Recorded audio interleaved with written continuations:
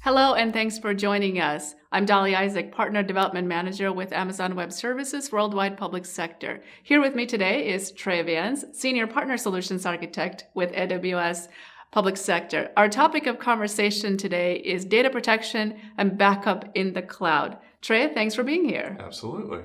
Let's start with what you have here on the board. What makes Amazon S3 an ideal target for backup workloads?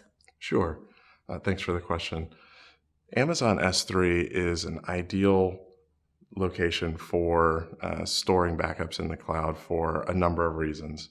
The first I can think of is security. And what I mean by security is that with Amazon S3, there's actually multiple choices that our customers have. They have the ability to use server-side encryption. They have the ability to use the Amazon AWS KMS, which is the key management service. And they also have the ability to use AWS Cloud HSM. So plenty of options for encrypting data. Durability.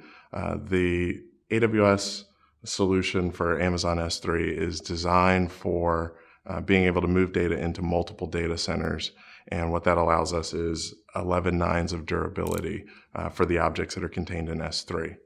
And then finally, with scale, this is a solution that scales to any amount of data that you want to store in the cloud. Great. Do you have any best practices you can share as related to data protection in the cloud? Yes. It's to know your workload, know the rate of change, and encrypt, encrypt, encrypt. We're both in the partner organization. We have lots of partners with backup solutions available on AWS today. From a customer perspective, how do these partner solutions fit into a cloud architecture? So some of these partner solutions are things that our customers are already familiar with, and that's a really good thing for them. The other part of it is that these partners have worked with us to integrate their products in a very meaningful way. So they have ways to transport data very efficiently into S3 using either physical devices such as the Snowball, or using the internet or VPNs or direct connections. They have ways of accelerating those transfers into the cloud. So really being able to move large workloads into the cloud.